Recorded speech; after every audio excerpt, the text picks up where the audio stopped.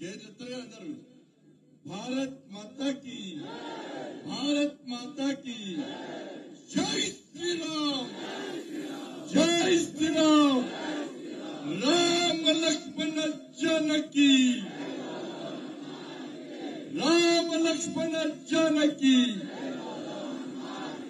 నరేంద్ర మోడీ గారి నాయకత్వం, నరేంద్ర మోడీ గారి నాయకత్వం, జేపీ నడ్డా గారి నాయకత్వం, జేపీ నడ్డా గారి నాయకత్వం, భూపేంద్రభాయ్ పటేల్ గారి నాయకత్వం, భూపేంద్రభాయ్ పటేల్ గారి నాయకత్వం, కిషన్ రెడ్డి గారి నాయకత్వం, కిషన్ రెడ్డి గారి నాయకత్వం.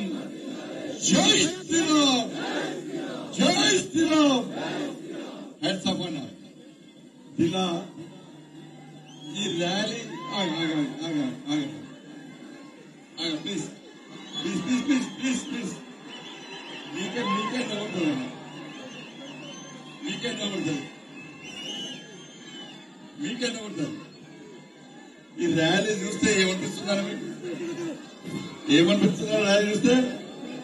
నరేంద్ర మోడీ గారు మళ్ళా ముచ్చటగా మూడోసారి అవుతారు కదా, పక్క అవుతారు కదా అంటే ఈ ఉత్సాహం కరీంనగర్లో కాదు, దేశం మొత్తం ఏడ వినవడం మోడీ మోడీ మోడీ మోడీ మోడీ మోడీ, ఏడ వినవడం పువ్వు అంటున్నా. ఇంత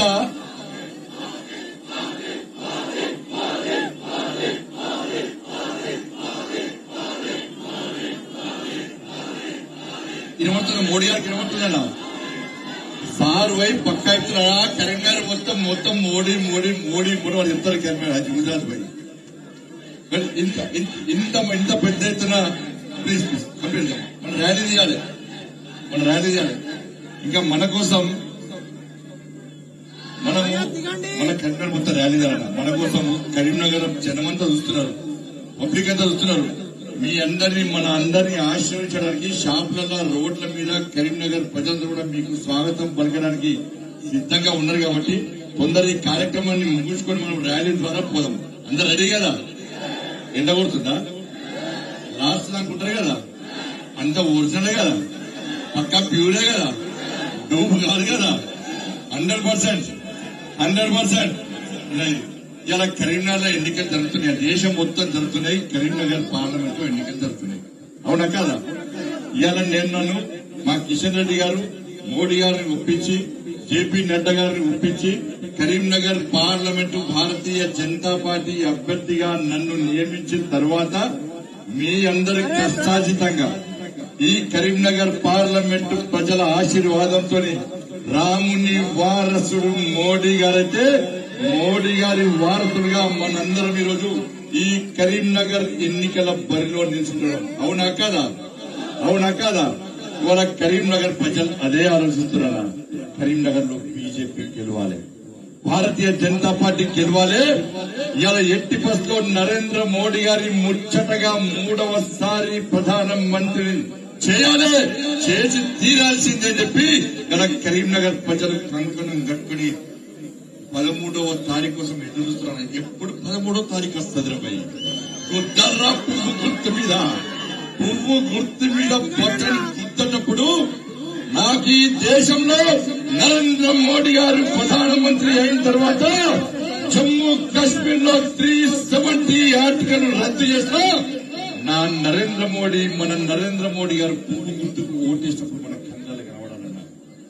అరే అయోధ్యలో 500 సంవత్సరాల నుంచి ఈ దేశంలోని హిందువులందరూ ఎదురుస్తున్న నా భవ్యమైన దివ్యమైన రామ మందిరాన్ని నిర్మించిన మన నరేంద్ర మోడీ పువ్వు గుర్తుకు ఓటేసినప్పుడు మన కందాలు కనబడాలన్నా. ఈ దేశంలో ముస్లిం సమాజం నిర్వీర్యమైపోయిందని చెప్పి దానికి కారణం ట్రిపుల్ తలాక్ అని భావించి ట్రిపుల్ తలాక్ ను రద్దు చేసిన మన నరేంద్ర మోడీ కనబడాలన్న పువ్వు గుర్తుకు ఓటేసినప్పుడు. అరే కరీంనగర్ పార్లమెంట్ తో పాటు ఈ దేశంలో పేదలకు సంక్షేమ ఫలాలు అందించి ఈ దేశాన్ని శక్తివంతమైన భారతదేశ నిర్మాణంగా చేసినటువంటి ఆ మహానుభావుడు నరేంద్ర మోడీ మనకు పువ్వు గుర్తుకు ఓటేసినప్పుడు కనబడాలన్న. అరే ప్రపంచం అంతా అతలాకుతలమైంది కోవిడ్ వల్ల. కానీ దేశ ప్రజలను లాక్డౌన్ విధించి కూడా కరోనాతో ఇబ్బంది పడుతున్నా కూడా ఈ దేశ ప్రజలను ఫ్రీ వ్యాక్సిన్ ఇచ్చి కాపాడి దేశ ప్రజలను కాపాడడంతో పాటు ఇలా ప్రపంచంలో అన్ని దేశాలు ఆర్థిక రంగంలో అతలాకుతలమైతే భారతదేశాన్ని 10వ స్థానం నుంచి 5వ స్థానానికి తీసుకొచ్చి మళ్లీ అవకాశం ఇస్తే 3వ స్థానానికి తీసుకొస్తామని చెప్పి కంకణ బద్దుడై పనిచేస్తున్న మన నరేంద్ర మోడీ కనబడాలన్న పువ్వు గుర్తుకొనేటప్పుడు నరేంద్ర మోడీ గారు లేని ఒక్కసారి కన్ను ముట్టుకొని ఉంచుకోరన్నా.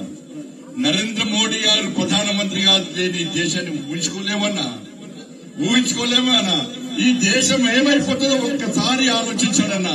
ఈ దేశం రక్షింపబడాలంటే, ఈ దేశం అభివృద్ధి చెందాలంటే, ఈ దేశంలో పేద ప్రజలు సంక్షేమంగా బతకాలంటే, ఈ దేశంలో పేద ప్రజలకు సంక్షేమ ఫలాలు అందాలంటే అన్ని రంగాల్లో ప్రపంచంలో భారతదేశ పౌరులు తలెత్తుకొని సగర్వంగా నేను ఇండియన్ భారతీయుని తిరగాలంటే నరేంద్ర మోడీ గారు ఈ దేశ ప్రధాని మళ్లీ కావాల్సిందే, అయ్యి తీరాల్సిందే. అవునా కాదా? నరేంద్ర మోడీ గారిని తిరిగి ప్రధానమంత్రి చేయడానికి మీరందరూ సిద్ధమా కాదా?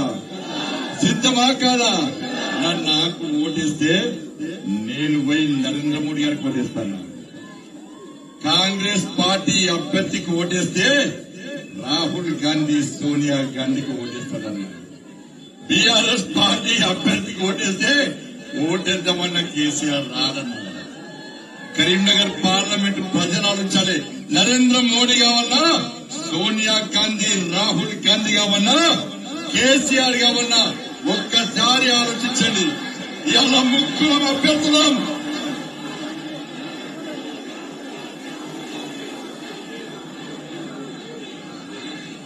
ఇలా ముగ్గురు అభ్యర్థులు పోటీ చేస్తున్నామన్నా. Congress, BRS, Bharatiya Janata party. ఇలా కరీంనగర్ పార్లమెంటు నియోజకవర్గ ప్రజలకు నేను అప్పీల్ చేస్తున్నా. నేను మీ బిడ్డను పక్కా లోకల్. మీరు తయారు చేసిన కరీంనగర్ కాషాయపు బిడ్డను, మీరు పెంచి పోషించిన కరీంనగర్ కమల పువ్వు బిడ్డను బండి సంజయ్.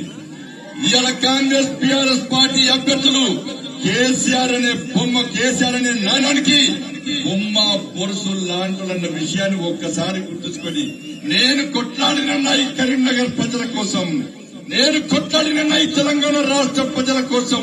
అదే కోవిడ్ వస్తే మీకు సేవ చేసిన వ్యక్తి బండి సంజయ్. కోవిడ్ వస్తే మీకు సహకరించిన వ్యక్తి బండి సంజయ్. అదే కోవిడ్ వస్తే కోవిడ్ వార్డులకు కూడా పోయి ప్రజలను భరోసా కల్పించి సిబ్బందికి ధైర్యం కల్పించిన వ్యక్తి బండి సంజయ్. ఇప్పుడున్న కాంగ్రెస్, బీఆర్ఎస్ పార్టీ అభ్యర్థులు ఏ రోజైనా కోవిడ్ అప్పుడు మీ దగ్గరకు వచ్చినా ఒక్కసారి ఆలోచించారు. అరే గుర్రపాడు కోడి భూముల సమస్యల కోసం కొట్లాడింది బండి సంజయ్. లాఠీ తప్పులు తిన్నది బండి సంజయ్. జైలుకు పేంది బండి సంజయ్. బీఆర్ఎస్ పార్టీ, కాంగ్రెస్ పార్టీలు అభ్యర్థులు ఎప్పుడైనా మీ ఎస్సీ ఎస్టీ సమస్య కోసం ఎప్పుడైనా మాట్లాడినా ఒక్కసారి ఆలోచించండి. అలా నిరుద్యోగ సమస్య మీద బండి సంజయ్ కొట్లాడితే టీఎస్పీఎస్సీ పేపర్ లీక్ చేస్తే 60 లక్షల మంది నిరుద్యోగ యువత భవిష్యత్తును కేసీఆర్ నాశనం చేస్తే, నేను కొట్లాడితే నిరుద్యోగ యువత కోసం జైలుకు వెళ్ళి బండి సంజయ్. బీఆర్ఎస్, కాంగ్రెస్ పార్టీ అభ్యర్థులు జైలుకు నిరుద్యోగ యువత. అరే 317 పడుతుంది ఉద్యోగం, ఉపాధ్యాయులను చెట్టుకోరి పుట్టుకోరి చేస్తే ఇదే స్థలంలో, ఇదే ప్రాంతంలో నేను కొట్లాడితే పోలీసులు నా ఆఫీస్ మీద దాడి చేసి నాతో పాటు నా కార్యకర్తలను గుంజుకుపోయి అరెస్ట్ చేసి అనేక మంది కార్యకర్తల కాళ్ళు చేతులు విరగొట్టి జైలు పంపిన నా బీఆర్ఎస్, కాంగ్రెస్ పార్టీ అభ్యర్థులు ఎప్పుడు రాలేదన్నారు. అదే రైతుల కోసం కళ్ళాలకు పోయి రైతులకు భరోసా నింపడం పోతే అరెస్ట్ చేసి జైలుకు పోయింది నేనన్నా బీఆర్ఎస్ పార్టీ, కాంగ్రెస్ పార్టీ ఎప్పుడు రాలేదన్నా. ఎస్సీ ఎస్టీ బీసీల కోసం కొట్లాడింది నేనన్నా బీఆర్ఎస్, కాంగ్రెస్ ఎప్పుడు రాలేదన్నా. అగ్రవర్ణాల్లో పేదల రిజర్వేషన్ కోసం, అగ్రవర్ణాల పేదల రిజర్వేషన్ ఈ తెలంగాణ రాష్ట్రంలో అమలు చేయాలని కొట్లాడింది నేనన్నా బీఆర్ఎస్, కాంగ్రెస్ పార్టీలు ఎప్పుడు రాలేదన్నా. వాళ్ళు 100 కోట్లు ఉన్నోళ్ళన్నా, 100 కోట్లు సంపాదించోళ్ళన్నా, 100 కోట్లు ఖర్చు పెట్టడానికి వచ్చిరన్నా. కానీ మీ బండి సంజయ్ వందల కేసులు మీదేసుకొని మీకోసం వాళ్ళు గెలిస్తే 1000 కోట్లు సంపాదించుకుంటారన్నా. నేను గెలిస్తే 1000 కేసులు మీదేసుకొని మీకోసం మీకు అండగా ఉండే వ్యక్తి అన్నా. వాళ్ళు గరీలకు వారసులన్నా, నేను గరీబుని బిడ్డనన్నా. ఆలోచించని గరీలకు వారసుగా ఉన్నా, మీ గరీబుని బిడ్డగా ఉన్నా. ఈ తెలంగాణలో ఉన్నటువంటి తెలంగాణ సమాజం ఆలోచించాలి, ఈ కరీంనగర్ పార్లమెంట్ నియోజకవర్గ ప్రజలు వచ్చాలి అన్న. 2 నెలలు కోవిడ్ తో పోయింది. ఇలా 3 సంవత్సరాల్లో 12,000 కోట్ల రూపాయలకు పైగా నిధులు తీసుకొచ్చి కరీంనగర్ అభివృద్ధి చేస్తే టీఆర్ఎస్ కాంగ్రెస్ పార్టీలు ఇద్దరు కలిసి రాత్రి కూర్చొని మాట్లాడుకొని బండి సంజయ్ ఏమీ చేయలేదని చెప్పి ఇలా తప్పుడు ప్రచారం చేసే ప్రయత్నం చేస్తున్న విషయాన్ని ఒక్కసారి గుర్తుంచుకోండి. అరే టీఆర్ఎస్ పార్టీ అభ్యర్థి ఏ రోజన్నా కరీంనగర్ రైతాంగం కోసం వచ్చిందా? ఏ రోజన్నా మీకోసం వచ్చిందా? 5 సంవత్సరాల అధికారం ఉంటే కేసీఆర్ కుటుంబానికి పైసలు సంపాదించి భూములను ఆక్రమించుకోవడానికే టీఆర్ఎస్ పార్టీ అభ్యర్థి అధికారం పోయిన తర్వాత మొన్నొచ్చి రైతుల మీద మొసలి కన్నీరు కారుతున్నాడు. ఏ రోజన్నా రైతుల గురించి లేఖ రాసిందా అన్న వినోద్ కుమార్ గారు? ఏ రోజన్నా నిరుద్యోగ సమస్య గురించి కేసీఆర్ గారికి లేఖ రాసిందా అన్న? ఏ రోజన్నా రైతుల గురించి లేఖ రాసిందా అన్న? ఏ రోజున 317 జీవో గురించి లేఖ రాసిందా అన్న? ఏ రోజు కరీంనగర్ అభివృద్ధికి లేఖ రాసిందా అన్న? ఏ రోజైనా బండి సంజయ్ కరీంనగర్ అభివృద్ధికి సహకరిస్తున్నాడు. మనం కూడా సహకరిద్దాం, కేంద్ర ప్రభుత్వానికి సహకరిద్దాం, కరీంనగర్ అభివృద్ధి చేసుకుందామని ఏ రోజైనా లేఖ రాసిందా అన్న? అరే కరీంనగర్ స్మార్ట్ సిటీ నిధులు డైవర్ట్ చేస్తే ఈ వినోద్ కుమార్ గారు ఏ రోజైనా లేఖ రాసిందా అన్న? ఆరోపి నిధులు ఇవ్వకుంటే ఏ రోజైనా వినోద్ కుమార్ గారు లేఖ రాసిందా అన్న? ఇలా ఏం లేఖ రాశారంటే కేసీఆర్ పైసలు సంపాదించుకోవడం మాత్రమే టైం పాస్ చేస్తారు. ఇది బీఆర్ఎస్ పార్టీ అభ్యర్థి. కాంగ్రెస్ పార్టీ మీకు తెలుసా? ఎప్పుడన్నా చూసిందా? Vinod Kumar non local. వినోద్ కుమార్ గారు ఈ Congress party local non local ఉండదు. ఇలా నేను పోటీ చేస్తున్నా, మీరందరూ పోతున్నారు. పోలింగ్ బూత్ పోయి బండి సంజయ్ నరేంద్ర మోడీ గారు వారసులు ఇది చేసిండు అది చేసిండు చెప్తారు. ఇలా కాంగ్రెస్ పార్టీ క్యాడరే కన్ఫ్యూజన్ ఉంది. నేను పోలింగ్ బూత్ పోయి ఇంట్లో తిరుగుతుంటే ఈ రాజేంద్రరావు గారు ఎవరంటే మాకే తెలియదు. మరి ఎవరి నుంచి ఓటారంటే మాకే తెలియస్తారంటున్నారు. ఇవాళ కాంగ్రెస్ పార్టీ ఉద్యమాల్లో పాల్గొనలే, ప్రజా సమస్యల మీద తెలియాలి. ఎప్పుడు కరీంనగర్ రాలే. ఢిల్లీలో పైసలు ఇచ్చి, హైదరాబాద్ లో పైసలు ఇచ్చి ఇవాళ టికెట్ తీసుకున్న వ్యక్తి నుంచి కాంగ్రెస్ పార్టీ క్యాడర్ ఆలోచించారు. మీ కాంగ్రెస్ పార్టీ క్యాడర్ మీద నేను అప్పీల్ చేస్తున్నా. మీ కాంగ్రెస్ పార్టీ కోసం ఏ రోజైనా వెలిచాల రాజేంద్రరావు గారు అనే వ్యక్తి మీ కాంగ్రెస్ పార్టీ జెండా పట్టిందా? మీ కాంగ్రెస్ పార్టీ ఉద్యమాల్లో పాల్గొనరా? నేను ఎంపీగా ఉన్నప్పుడు, ఈ కరీంనగర్ ఎంపీగా ఉన్నప్పుడు అనేక మంది కార్యకర్తలు ఇబ్బందులు ఉంటే నా దగ్గరకు వస్తే నేను కాంగ్రెస్ పార్టీ కార్యకర్తలు కూడా సహకరించిన పార్టీలు పక్కబెట్టి, అదే బీఆర్ఎస్ పార్టీ కార్యకర్తలు కూడా నేను సహకరించిన ఒక ఎంపీగా మీరు ఇబ్బందులు ఉన్నప్పుడు ఒక్కసారి కాంగ్రెస్ పార్టీ బీఆర్ఎస్ పార్టీ కార్యకర్తలారా ఆలోచించండి. మీ నాయకులుగా ఉన్నా నరేంద్ర మోడీ గారు ప్రధానమంత్రిగా ఉన్నా ఒక్కసారి ఆలోచించండి. నరేంద్ర మోడీ గారు ప్రధానమంత్రి అయితేనే రేపు మీరు సర్పంచులు, ఎంపీడీసీలు, జెడ్పీడీసీలు అయితే మీకు న్యాయం జరుగుతుంది. కేసీఆర్ గాని, రాహుల్ గాంధీ గాని, సోనియా గాంధీ గారు అంటే మీకు ఏమీ జరగదు. మా captain Indian political league match మా కెప్టెన్ నరేంద్ర మోడీ మా కెప్టెన్. కాంగ్రెస్ పార్టీ కెప్టెన్ ఎవరైనా కెప్టెన్ లేకుండా మ్యాచ్ ఉంటుందా అన్న? కెప్టెన్ లేకుండా ఇలా మ్యాచ్ ఆడుతుంది కాంగ్రెస్ పార్టీ. బీఆర్ఎస్ పార్టీకి నా ప్లేయరు లేరు, నా కెప్టెన్ లేడు బీఆర్ఎస్ పార్టీ. కాబట్టి దయచేసి కార్యకర్తలారా, సమయం లేదు, వారు త్వరగా వెళ్ళారు. కాబట్టి మీరందరూ నా ఒకటే రిక్వెస్ట్, బూత్ తిరగండి, తప్పుడు ప్రచారాన్ని నమ్మకండి. ఇలా కాంగ్రెస్ బీఆర్ఎస్ పార్టీ కలిసి వాళ్ళిద్దరు కలిసి నిర్ణయాలు తీసుకున్నారు. బండి సంజయ్ ని ఓడగొట్టాలంటే నువ్వు ఇది మాట్లాడు, నేను ఇది మాట్లాడతా. ఇలా కాంగ్రెస్ పార్టీ నాయకుడు ఉన్నాడు, ఏం మాట్లాడుతుండో ఆయనకే తెలియదు. ఆయనే మన ప్రచార సారథి, ఆయన మాట్లాడిన మాటలతోనే జర కడుపుల గుడ్డుడు, తన్నుడు, తిట్టుడు, అదే కాంగ్రెస్ పార్టీ ప్రచారం. కాబట్టి దయచేసి ఆలోచించండి.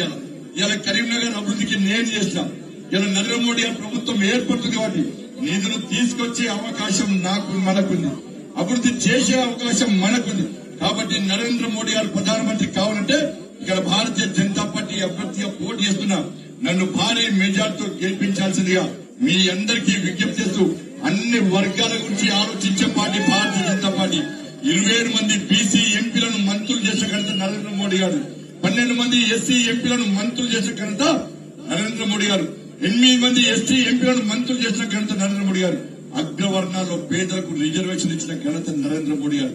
దయచేసి ఆలోచించి పూర్తిగా ఓటు వేయించాల్సిందిగా, ఓట్లు వేయాల్సిందిగా మీ అందరికీ విజ్ఞప్తి చేస్తూ 13వ తారీఖు వరకు మనం పూర్తి సమయం ఇచ్చి మనం పనిచేయాల్సిందిగా మీ అందరికీ విజ్ఞప్తి చేస్తూ ఒక్కసారి కిషన్ రెడ్డి గారికి మాట అన్న 13వ తారీఖు వరకు మేము అన్ని పని